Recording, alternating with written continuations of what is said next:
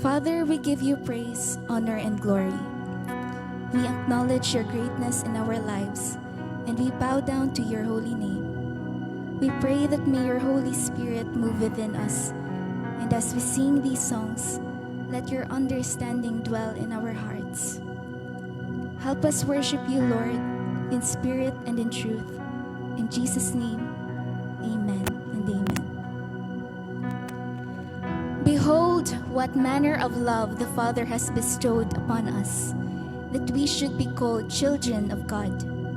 Therefore the world does not know us, because it did not know him. It says in 1 John 3:1, the Word has called us to behold on the Father's love, his love that made the Word become a man to wash our sins away. And behold, that his Spirit is our friend, who has never left our side, even to the end of the age. Let us sing this song, Behold. Let us clap our hands higher and higher for the Lord.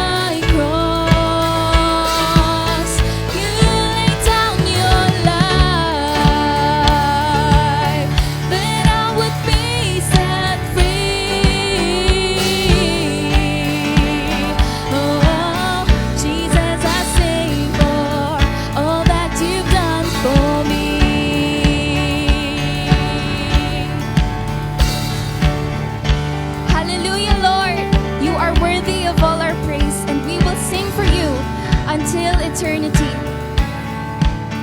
Thank you, Lord, for your love that covers us with grace. Father, we praise you and we glorify you. Thank you, Lord, for your love that never fails, for your presence that has never left and never will. Help us entrust our everything into your loving authority, because your word is true and we are bound in your grace. May you lead us each day to live a life that glorifies you, and may your Spirit fill us as we meditate on your word today. In Jesus' name we pray. Amen and amen. Let's pray. Indeed, Father, we would like to praise you and thank you nga buhi pa kami subong. Salamat, Lord, sa mga sakit nga nag-abot sa iban sa amon. Nga ikaw ang amon authority, kag ang imo nga pulong naghambal, nga si Jesus amo nga amon nga great healer. Salamat gid Ginoo sa balaan nga espiritu nga nagalipay, kag nagahatag sa amon sang kaisog, nga madula ang amon mga kahadlok, tungod ang imo nga pulong may gahom sa pag-remind sa amon, nga ang tanan-tanan nga nagakalatabo sa bilog nga kalibutan, bisan pa sa amon diri, Lord, sa Pilipinas, natagna na. And we have known this because of the power of your word. And so, Lord, we do not fear, although calamities have come, yet you are always there to lift us up and to give us the hope that this is the end times. And these things that are happening now are fulfillment of your prophecy and your word. Salamat Ginoo kay inita na nagapanumdum sa amon, nga ang amon Ginoo, nga amo si Jesucristo nga amon manluluwas, malapit na magabalik, kag dapat Ginoo unahon kagid namon. We give you confession. Patawara kami, Lord, nga hindi ikaw una sa amon kabuhi. Patawaran gid kami nga una among mga desires, ang kalibutan, kag ang mga butang sa kalibutan. Tudloy kami, Lord, nga we will seek you first so that we can face all of this that is happening before us. We give you praise and we give you thanksgiving. And also, Lord, we pray, bisan pa, Lord, sa country nga Venezuela, sobra na 500,000 ang nagkalamatay tungod sang linog.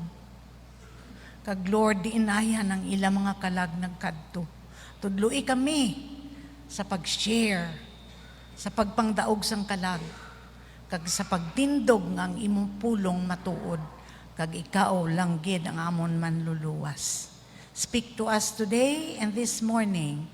In Jesus' name, Amen.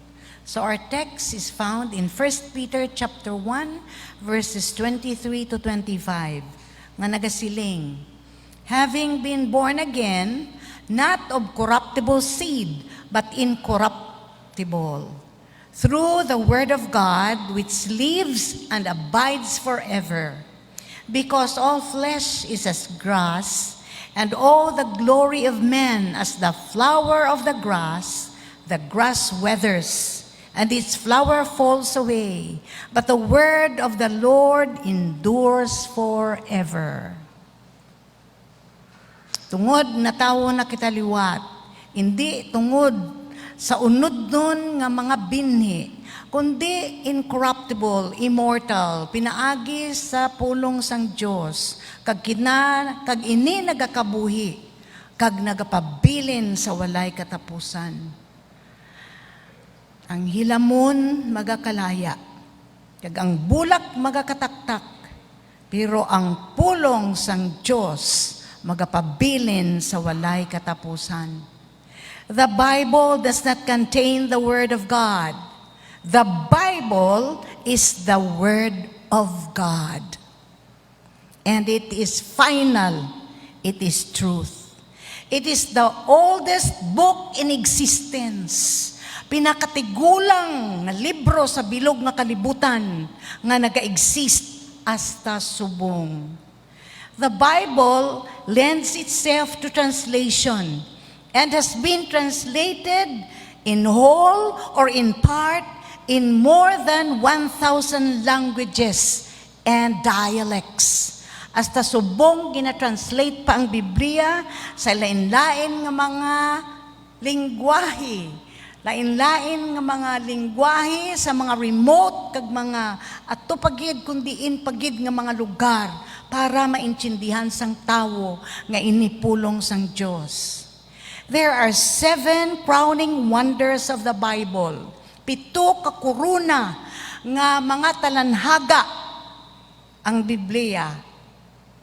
Makatalanhaga. Number 1, the wonder of its formation. Paano bala ini naporma? 66 books divided into 2 big divisions, the Old Testament and the New Testament. In one place, the book was written in one language, another book written in another country, centuries later, in another language. Paano bala ini naporma? Makatalanhaga gid. Ikaduha, the wonder of its unification. 66 books, pero unified. Nagaisa. Kag tanan-tanan nagatudlo sa sentro nga amo si Kristo Jesus, the center of the Word of God. It is a library of books, yet only one book, for it has one author. Who is the author? The Holy Spirit. No contradiction. Number 3, the Bible, the wonder of its age. It is the most ancient of all books. Pinakauna gid nga libro amo ang pulong sang Dios. Ang ikaapat, the wonder of its sale. Kadamo-damo gid ang nagabakal sini bisan madamo man ang wala nagabasa sini. It is the best seller of all time. Sa inyo balay, may mga Biblia bala? O kon ginayabukan lang ang Biblia sa inyo balay. Ikalima, the wonder of its interest. Ini nga Biblia, interesting gid. It is the only book that is read by all classes of men, all ages of mankind. It is read by sages and children, read by all nations. Tanan nga nasyon nagabasa sini. Tanan nga edad nagabasa sini basta makabasa lang. The wonder of its interest. 6, the wonder of its language. It was written largely by uneducated men. Madamo nga writer sang libro wala naka-eskwela. Wala gani nakatapak sa eskwelahan. Lain-lain nga sahi sang mga okupasyon sang mga tao. Yet it is considered a literary masterpiece. It has books of wisdom, books of history, all masterpiece gid ang pulong sang Ginoo. Ano ang ikapito? The wonder of its preservation. It has been the most heated of all books. Daamo gid ang naakig sini nga libro. Time and time again, mga hari, mga gobyerno, pangita nila ini nga Biblia, ini nga pulong sang Dios, nga sunugon, dulaon, yet God has preserved it for us today. And it could be found in almost every home. These are the 7 wonders of God's Word. Nga ang kinahanglan naton ipaatag ini, kag ipahayag ini, kag i-share ini sa iban. Kita nga nakakilala, kasubo gid. Madamo gid ang wala nakakilala, kag nakahibalo, kag nakaintindi sang pulong sang Dios. I have been to one church last week. I sat there for 3 hours.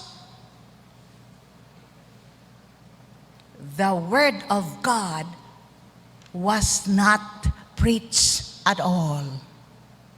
Sayang ang pagpungko. Pagwa namon siling ko daw wala gid ako sang nakuha sa ginhambal sang ila manugwali. We are children of God, children of the book, the Bible. 7 reasons for preaching the Word of God. Nga kinahanglan naton i-share ini. Nga kinahanglan naton i-redeem ang time para ma-share naton ining pulong sang Ginoo. Sa Mark chapter 2 verse 2, nagatubang si Jesus sa madamo gid nga mga katawan and made a tremendous decision. It was to preach the Word of God. Nga nag-insist gid kita nga i-share naton ang pulong sang Ginoo. Because it endures for time and eternity. It is the beginning and the end. Nauya bala ka mo mag-share sang pulong sang Ginoo? Gamay lang kita subong. Kay nga aman. Because we do not put the Lord first. Isa lang kasugo, ara pa sa 10 Commandments. Honor the Lord. And honor the Lord's day and make it holy. Isaiah chapter 40 verse 8. The grass withereth and the flower fadeth, but the word of God shall stand forever. Nga dapat gid naton i-share ang pulong sang Ginoo. Number 1, because the word of God convicts sin. Conviction of sin comes from preaching the Word of God. Ang pulong ng gid sang Ginoo ang makakonvict sa aton nga kita nga mga tawo makasasala. Kung basahon nimo, pagpauli mo karon ang Binuhatan kapitulo 2 bersikulo 14 tubtob sa 37, ini amo ang sermon ni Simon Peter during the Pentecost. Pagkunsad sang balaan nga espiritu, nagwali si Pedro. Kag ining 9 ka bersikulo out of 23 are quotations from the Old Testament. Meaning, there is really unity of the Word of God. Kag ini nga mga pulong, kung ikaw magapamati, kag parion nimo ang pag-intindi sang pulong sang Ginoo, pinaagi sa pagpakigamba sang balaan nga espiritu, ang balaan nga espiritu magapakilala sa imo nga ikaw kag ako fall short of the glory of God. Now, wadan sang himaya sang Dios tungod kita nahulog sa pagpakasala. Nga kinahanglan naton iwali kag i-share ang pulong sa Ginoo because faith comes from hearing and hearing the word of God. Ang pagtuo magaabot lang kung ikaw nagpamati sang pulong sang Dios. Amo na nga ang aton iglesia, ang sentro amo ang pulong sang Dios. The center of our worship is the message of the Word of God. Every part of our worship goes to the climax of listening and hearing the Word of God. Hindi mag-abot ang pagtuo sa imo, kag hindi mag-abot ang pagkatawo nga pagbago sa aton kabuhi kung hindi kita magpamati. Amo na mabudlay gid kung bungol ikaw. Nag-share ako sa isa katigulang, kag sige ako kasinggit sa iya inday, hindi gid ako makabati. Kay kinanglan tuslukon may nagakapul sa akong dulonggan. So, but it's not impossible. Why? Because you can do sign language. And still, you can share. Ano ginahamba sa Romans 10:17? So then, faith cometh by hearing, and hearing the word of God. Kapamati ka mo? O ginatuyo pa ka mo? O nagakumod-kumod ang tagipusoon nyo, nga gabi pa kita nagbugtaw. Wala pa ko kapamahaw, wala pa ko kapangape. Hindi magproblema ang inyo tagipusoon subong. Kay ready na ang arroz kaldo to karon. Kag madamo ang pagdisal, kag ayawan kamo sang kape. Maging preparar para sa aton. Number 3, why is there a need for us to go out preach and share the Word of God? Because cleansing comes from the Word of God. Ang pulong sang Ginoo amo ang magapakigamba sa aton nga kita kinanglan maghinulsol. Namigid kagaina sa mga kanta tano. Hindi ko kabalo sang mga kanta nga to. Pero ginaintindi ko lang ang mga words kay bagwatong nga mga kanta. 2 Corinthians 7:1, anong ginambal? Having therefore these promises, dearly beloved, let us cleanse ourselves from all filthiness of the flesh and spirit, perfecting holiness in the fear of God. The promises are the words of God. Having therefore, tungod kita, nakapamati, sini nga mga promesa, mga hinigugma ko, siling ni Paul, kinahanglan limpyohan naton ang aton kaugalingon, sa kahigkuan sini nga unod, kag pagkabalaanon ini, tungod may kahadlo kita sa Ginoo, kag ini promesa sang pulong sang Dios. Sino bala makalimpyo sa aton nga mga sala ang holy water? Dinaihan na agin kuha. Ang makalimpyo sa aton nga sala, makita sa 1 John 1:7. Ano ginambal dira? The blood of Jesus Christ cleanseth us from all our sins. The blood that was shed on the cross.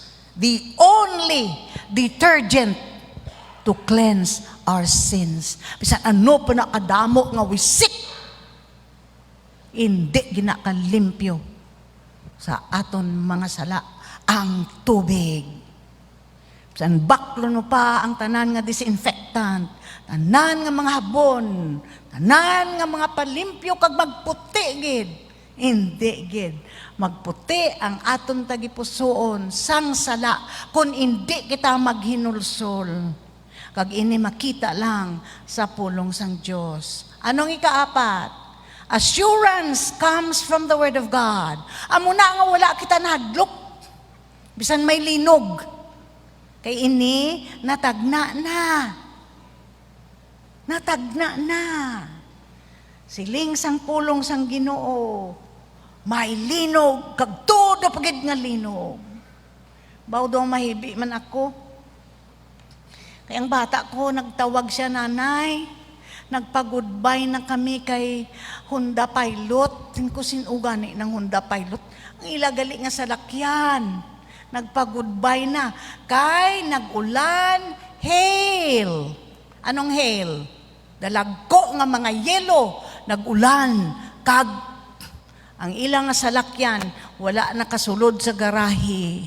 So, gindeclare sang insurance nga beyond repair. Hindi na pwede magamit. Tanawa? Sinko ano kadalag ko ang hail, how ang hail are ice ngalin sa langit. Damo gid nga salakyan ang narusdak. Tanawa? Ara na sa Revelation. Kung mahulugan ka sang 2 kilo nga ice sa ulo mo, buhi ka pa yan? Nagbalang-balang ka siguro, kag nalipong na. Gakalatabo na. Kadalagko ng mga balay. Pero sino ginauna ta? I thought yesterday during our face-to-face prayer meeting, madamo mag-attend. Ginaisip ko na, pirmi mo, gamay lang. Pila lang kami? 36. Di nang iban. Where are the rest?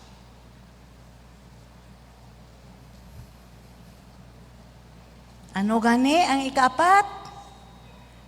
Assurance comes from the Word of God. 1 John 5:13. These things I have written unto you that believe on the name of the Son of God, that ye may know that you have eternal life.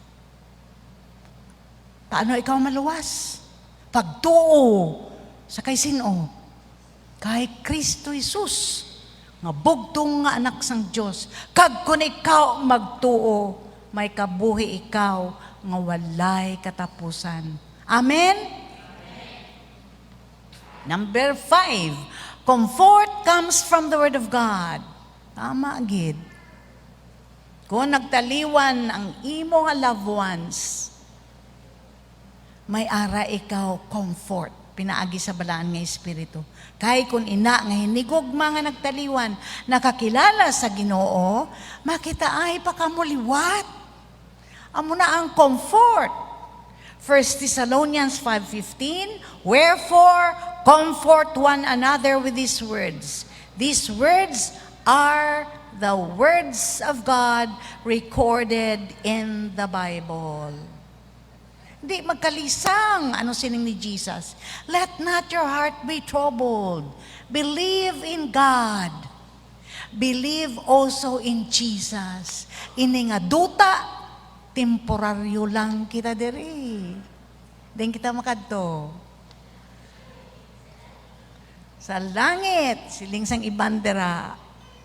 Di diri iya, din ka mo makadto. Pagkatapos ang kamatayon, diin ka mo makadto. Ha? May kamo totoo sa iya nga pulong? Believe in God. Believe also in Jesus. In my Father's house. Sining sa mga pilosopo, di magutok kita dito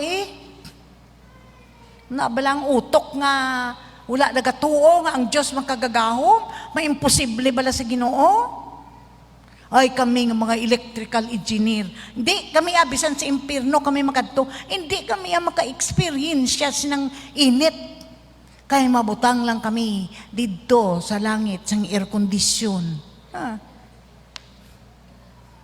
Ang otok nga gamay ikomparar mo sa Diyos nga nagtugas ang bilog nga kalibutan. Nga wala ka pa sa sini nga kalibutan, kabalo na siya, nga subo nga aga, dire ikaw magasimba. Nothing is hidden from God. Ano ikaanom? Truth comes from the Word of God.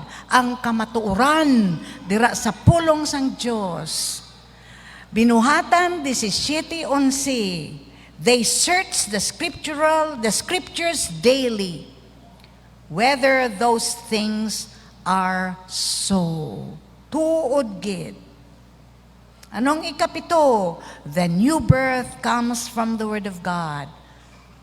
Ang pagkatawo liwat, halin lang sa pulong sang Diyos, nga ikaw magbago, pariho kay Paul, manugpatay sang mga Kristohanon, pero pagkasugata niya kay Jesus, ginbago ang iyang kabuhi. Hindi na siya malauton, kundi ginhimo na siya nga ginbago, born again Christian who shares the Word of God.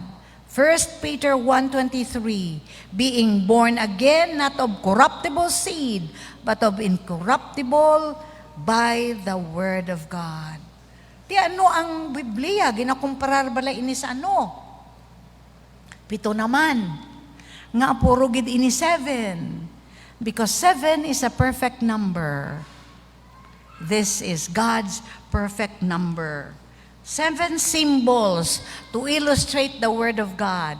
Number 1, sword, espada, the sword of the Spirit. Hebrews 4:12. The Bible is the sword of the Spirit which penetrates even to the deepest of your bone marrow. Salupsop ang pulong sang Diyos daw pareho sang espada. Nga makapanalupsop sa tagipusoon, nga batu-batuhon. Kag magbago ini, kag himuon ini nga tagipusoon, a heart of flesh. Anong ikaduwa? Ginakomparar ini sa martilyo, a hammer. Jeremiah 23:29. Gaano bala ang martilyo? Nagapukpok sang mga tagipusoon nga mga rebuildi, sang mga tagipusoon nga mga matiga, mga batinggilan. Ano ang siling sang Ginoo sa mga Israelinon? Kamo nga mga matiga sang tingkoy pamati. So the Word of God is compared, illustrated like a hammer. Ikatatlo, a seed na ang binhi. Kung mabuhi ini, hindi mabuhi, kung hindi anay mapatay, lagi dispwes mabuhi. Ano ang ikaapat? Daw espiho. Kung ikaw magtanaw sa espiho, makita nimo kung ano ang buling sa imo nga nawong. Amo man ang pulong sang Dios. Nagapakita kung ano gid kita. Ikalima, a fire. Jeremiah 23:29. A fire that burns deep in our soul because it has the power of the Holy Spirit, the Word of God. It is a lamp. Isa ini kasuga. The Word of God is a lamp unto my feet and a light unto my path. Psalm 119, 105.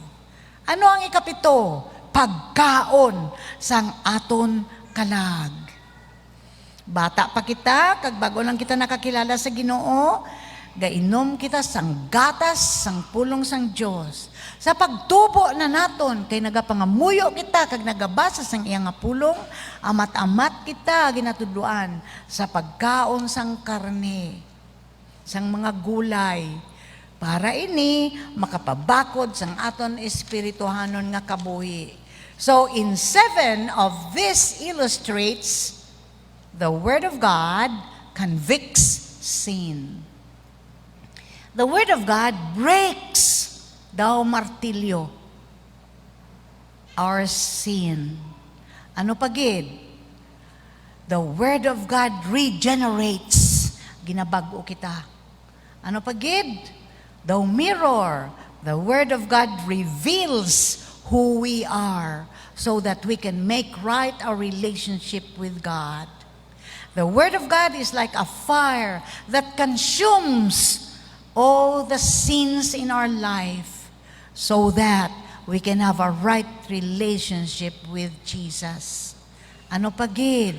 It is a lamp. It illuminates, nagapasanag sa aton dalan.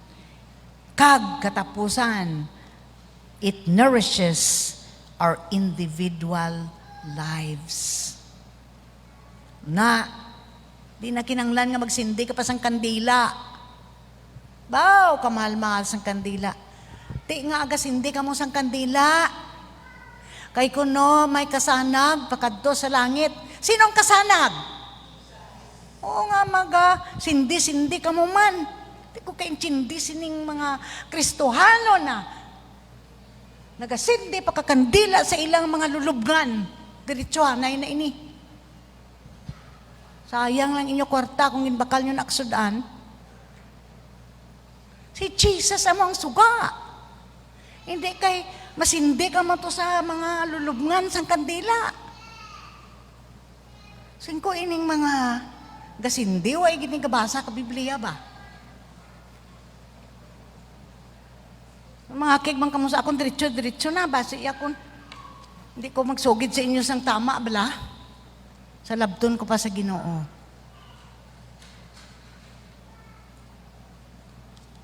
Lastly, 7 points to remember in reading the Word of God. 7 ka punto nga aton panumdumon sa aton nga pagbasa sang pulong sang Dios. Ano ining 7? Ara bala dira tanan. Kung may mga ballpen ka mo, pwede na ka mo ka Bible study kay upod sini may mga bersikulo. Tama ba? Oo. Mag-alas 6 karon, mapatay na ang suga, 6:30, 6:15 pa lang. So 7 points to remember in reading the Word of God, the Bible. Number 1, read it lovingly. Amo na akong katudlo gani isang Bible drill, katudlo gid ako kay ginatudloan kami. When you read the Word of God, imo nga abrihan nga may paghigugma, hindi ka kaasta na lang nagkaragisi. Nga kuno abi pala basa kagid kapulong sang Ginoo. Pero actually, wala ginarespito ang pulong sang Ginoo. So, the Bible is the word of my Savior, Jesus Christ. It is God's love letter to me. So, I have to read it lovingly. Hindi na uso subong ang love letter, no? Pero sang una, ang mga love letter, gina-compile nyo gid, kag ginabasa. Waay nyo ginasunog kung ang nagpadala sang sulat sa inyo, inyo nga ginahigugma. Tama ba? When you read the Word of God, read it lovingly. Ikaduha, read it reverently. The Bible is the Word of God, the Almighty Savior and Judge. Reverently. But silingon, may pagrespeto. Kag may paghigugma. Ikatatlo, read the Word of God prayerfully. Kung nagabasa ka sang pulong sang Ginoo, nagapangamuyo ikaw, Ginoo, tudloy ako nga maintindihan ko ini. Madamo sa kalibutan, nag-abri sila sang Biblia, ginahalukan pa nila. Pero ay sila kaintindi, kaila ginabasa.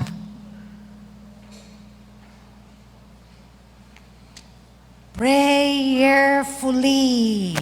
The Bible is God's message to me, to my own life, and my own heart. So you read it prayerfully. Kung hindi ka gani kaintindi pangamuyo ikaw, balaan nga espiritu, paintindiha ako kung ano ang ginatudlo sa akon sang ginabasa ko subong. Ikaapat, read it meditatively.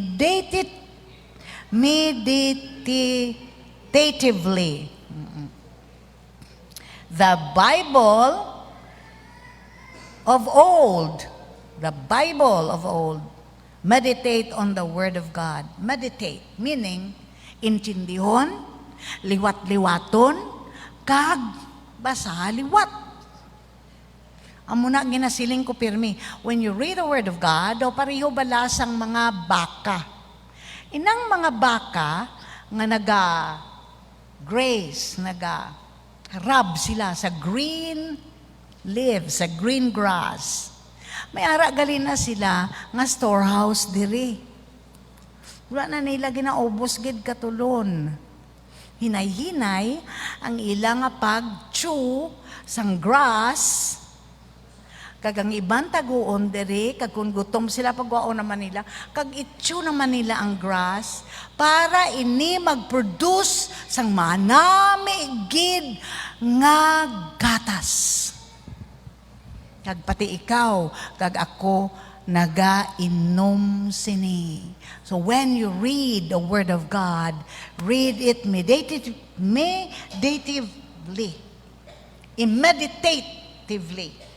para ini magahatag kabulusgan sa imo kag sa akon nga kalag. Ikalima, read it systematically. Read right through the Bible. Hindi kay pilion mo lang. Siling ni mo ay, sing isa ka tao, singa Ginoo, pakigambal ka sa akon subong adlaw. Amo ni, ang iapulong sa akon subong adlaw, ginbasa niya. Judas killed himself. Ay, hindi ni para sa akon. Basa niya naman duwat. Sira niya naman, ngitudlo niya man. Do it yourself. Kita mo? Silingon, hindi nga palagpat lang. Kaya siling nato natapos na ng aton nga responsibilidad. Oh, sabi niya mo to, Judas hung himself. Do it yourself. Huling naman sang Biblia. Read it systematically. Do not just choose selected portions, but read it through. Ikaanom, read it resolutely. It will obey, I will obey that which my Father teaches me from His book. Ano ang katapusan? Basahin ni kada adlaw. Hindi lang kon Domingo, kundi read it every day. Because it is food for your soul. Brothers and sisters in the Lord, the Bible is the Word of God. Believe it and obey His Word. Salamat Ginoo sang imo nga pulong. Pakighambal ka sa amon, Lord. Kabay pa nga i-bless mo gid ang kada isa subong. Kagang iban nga wala diri, Lord. Pabatyaga sila nga imo subong adlaw. Pabatyaga sila nga palangga mo gid sila. Kag palangga mo man kami. Guide us all through this week and keep us strong, solid, founded in your word. You are the word. And the Bible is the word of God. In Jesus' name, amen.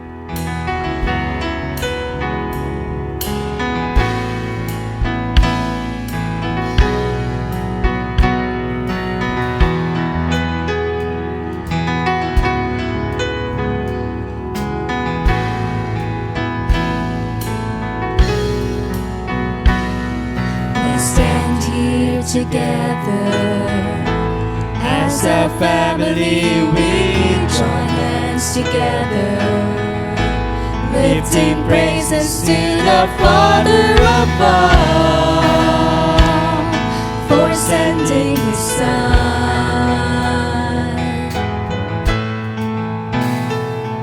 We've chosen together as a family to serve Him forever, knowing nothing else will matter in time. We made up our minds.